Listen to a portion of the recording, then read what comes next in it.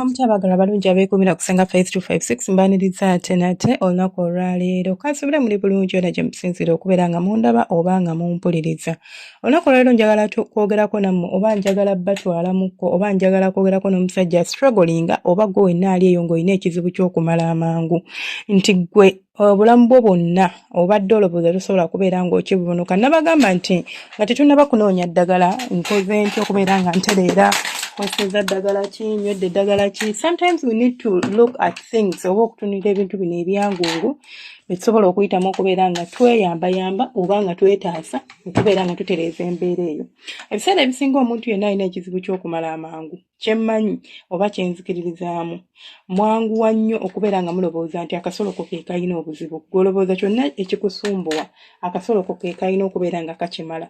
Okumala kwa mangu okubeera ng'olina ennyonyogo z'akasolo okubeera ng'ogwa mangu okubeera nti osobola kuwangaaza muyimo obuzibu tebuli ku kasolo. Obuzibu buli ku nervous system yo. Tuyina kye tuyita nervous system mu mubiri gwaffe ng'abantu buli muntu agiyina but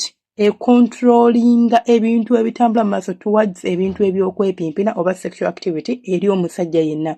If your nervous system is completely broken down obanga erina ekikyamu ekiriko obanga eriki togenda kubeera nga osobola okubeera ng'omalako obanga osobola osanyusa omukyala. Akasolo kagwa mangu not because akasolo kalina obuzibu, not because akasolo kali very sensitive, not because akasolo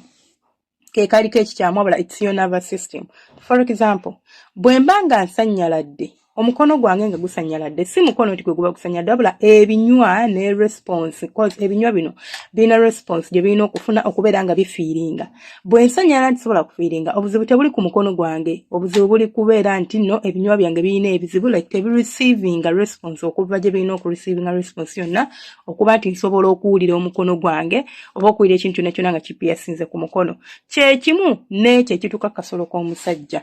Okikumenyera down oba kikutangaalizaamu kati ni nervous system kye. Nervous system kiringa bolaba command center y'omubiri gwo. Nti if your nervous system has a problem, togenda kubeera ng'ofunctioninga nga nze bwe functioninga oba ng'omuntu omulala bwa functioninga. It's just like a network of nervous tissues where buli muntu alina nervous tissues everywhere. Mu kasolo tulinamu nerves, mu mubiri gwo, mu mikono, everywhere mubiri gwo gwonna gujjudde nerves. But command center oba pesa erina okubeera nga likwasaganya nerves zineeno oba nerve tissues zineeno kye nandiyise nervous system yo. Nga zino nerve system oba nerve tissues zirina kubeera nga zitransmittinga signals mu mubiri gwo gwonna okubeera nga zicoordinatinga ebikolwa byo sensory activities ne oba sensory actions. For example, obwongo bwo buyina okubeera nga buconnectinga obwongo buyina okubeera nga buyina kyempita nerve tissues where nerve tissues no zitransmitting for example nti bwennyima kale kangende ku side y'omuyima omusajja bw'ayima obwongo bu receiving command okuva ku nervous system yo ne bucommandinga tissues okubeera nga zitwala omusayi oba veins okubeera nga zitwala omusayi wansi mu kasoloko then n'oyima then process n'etambula bwetyo. Kati goliza okulowooza nti senga nze nina akasolo akali very sensitive oba senga nze buli bwe nyingira mukazi ngwa mangu because akasolo kali sensitive. Akasolo ko si bwe buzibu, obuzibu bwe ebirowoozo byo by'oyina. Ebirowoozo byo bitasobola kubeera nga bifuga like bifuga senses zeezo kyova olaba oli bwotyo. First and foremost oba omanyi olina akasolo akali sensitive nga gwe bw'olowooza era nga kye kikusuula amangu. Ekintu kyolina okusooka okubeera ng'okola kwe kubeera ng'otegeera nti si gwe wekka alina ekizibu kino, abantu bangi balina ekizibu kino naye akasolo ko si k'oba ofokasingako n'onoonya eddagala n'okola otya nedda. Sooka oriwayalinga system yo mpola mpola. Tandikira okubeera nti bw'oba ogenda mu kikola ky'omukwano tolobooza nnyo. Abasajja abasinga abamala amangu buli lwe bagenda mu nsonga z'okwegatta mulobooza nnyo n'otandika okubeera ng'olobooza engeri gy'ogenda osurvivingamu, olobooza engeri gy'ogenda okwezinamu n'ono omuntu kale singa simala mangu oli ku contributinga ku pressure ne stress gy'ogenda okuleeta eri akasoloko. Akasolo buli wekatikako pressure ne stress kagenda kugwa mangu because mu mutwe gwo byebyo byolobooza signals ezibeera signal down there zezo zifuna. Relax your body. Lobooza ku bintu ebyokunyumirwa instead of okubeera nti ngenda gwa mangu. Kale gamba for example omukazi muzini eddakiika 4 oba 5 n'engwa ate ne siddamu kusituka. Nkoze ntya okwongerako? Lwaki sinyumirwa eddakiika zino 4 nenkakasa nti ne mukyala wange eddakiika zino 4 azinyumirwa instead of okweraliikirira oba ngenda kugwa mu ddakiika 2 oba 3 oba 2 oba 3. I want to make the most out of this ddakiika 2 oba 3. trust me gwe abadde azina eddakiika 2 oba 3 ogenda kwongerako obeere ng'ozina 4 oba 5 kubanga tokyafa nnyo ku budde bw'omala mu mana wabula ofa nnyo ku ekyo ky'owaayo ng'ogenze mu mana y'omukyala kigenda kuyambako okubeera ng'ozza ekyo ekibadde kigenda ekirala controlling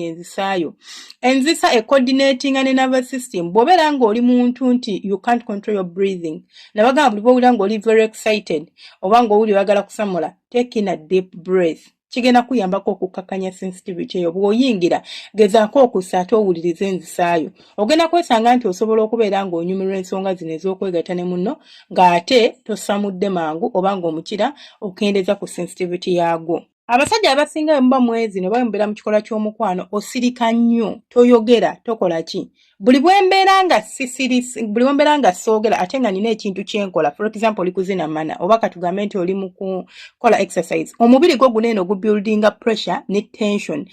eyo egenda mu masoozi oba mu binywabyo ebinywabyo ebyo kasa binaafiiringa tension oba pressure yonna ogenda kubeera ng'osamula naye bw'obeera ng'obadde oli kuzina emmana nga bw'oyogera it's not only about breathing and taking in these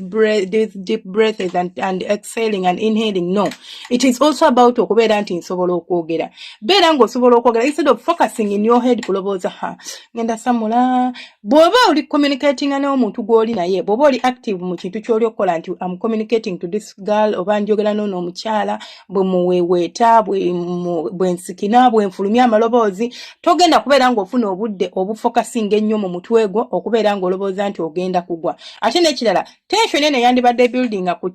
ku binywabyo because of you being quiet and then you are doing something oli so focused ku kintu ky'okola ate ng'olikola exercise eyeetaaga amaanyi nti ogenda ku building tension mu binywabyo oba mu mubiri gwo togenda kuba ng'osobola okikola because whatever you are doing toli focused ku kyo w'oli onyumirwa but toyina birowoozo gy'obitadde nti obinyigidde ewantu oba mu kattu nti ogenda kubeera ng'osamula mangu so sometimes bwe njogera ku kigambo rewiring your nervous system oluusi kino kyentegeeza although it's a broad topic oba topic nnene naye tujja kuba tugikwatako mpola okulaba nga nsobola okutaasa abaami baffe oba nammwe abakyala okubeera nga mufunako essanyu okuva eri abaami bammwe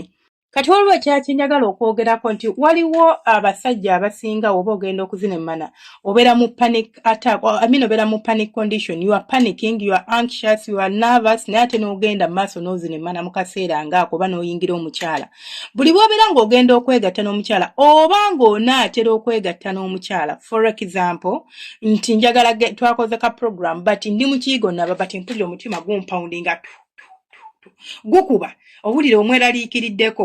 saawa eyo si kyekiseera ekituufu eky'okufuluma ekiyigo ekyo ogenda olumba omukyala ali wali ku buliri mbuweegatte naye awo ogenda kumala mu ddakiika ntini nnyo kubanga ekisooka you are not in a very relaxed state oli awo mu panic state oli awo totegeerekeka but kyengenda okusaba oba kyeneza okugamba okole kintu kiri kimu just try to relax yourself sooka wekkakkanye nga tonnaba kulumba mukyalo ono take in those deep breaths nga bw'ossa omukka ogusika n'oguteeka mu lubuto then n'ogufulumya n'ogusika n'oguteeka mu lubuto n'ogufulumya paka bw'owulira nti kati omutima tegukyampakuka oba w'owulira nti kati mpulira ndi mukkakkamu awo olyoka olumbe naye bw'olumbira mu state efaanaganako bw'eti ey'okubeera nti mweraaliikiridde wakati ndi ntya oba akasolo kange genda kaloboozaako kimu abalina obusolo obutini obwongo bwo bulekeraawo okubuloboozesa akasolo kange simanyi akasolo kange kali sensitive akasolo kange katini simanya nze sifiiringa mukyala ebyo byonna ebizibu bituukawo because oli mu mutwe gwo ate olobooza nnyo pressure eno gy'oteeka ku binywabyo tension gy'oteeka ku binywabyo ereetera omuyimo gw'okubeera nga gubeera stiff ate ne gubeera nga instead of okubeera nti ogenda kulwawo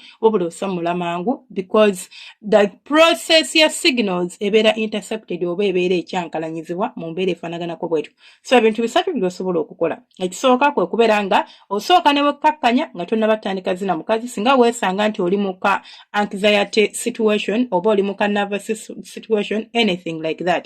ekyokubiri kwe kubeera nti oba oyingira omukyala oba bw'oba oyingidde omukyala tosirika nnyo do not keep quiet so ogezeeko okubeera nti togenda kubeera nnyo mu mutwe gwo togenda teeka pressure oba togenda teeka tension ku binywa bye ebya wansi bibeere nga bigivinga in obeere ng'osamula mangu ekirala kwe kubeera nga tolobooza nnyo ku kyakutuusa mukazi ku ntikko oba kuwangaala nnyo mu kwezina wabula jjawo ekyo ekyokulobooza ekyokwagala okuwangaala ennyo nsobola nti okuwangaala mpangaala nnyo ntya oteekewo ekyokunyumirwa. Just let it flow, just enjoy those special small minutes z'oyina. Zijja kweyongerako mpolampola singa onaaba omasterinze engeri y'okuzanyisaamu nervous system yo mu mbeera efaanaganako bwetyo. Baagala nnyo mubeere bulungi, temujjanga okwo.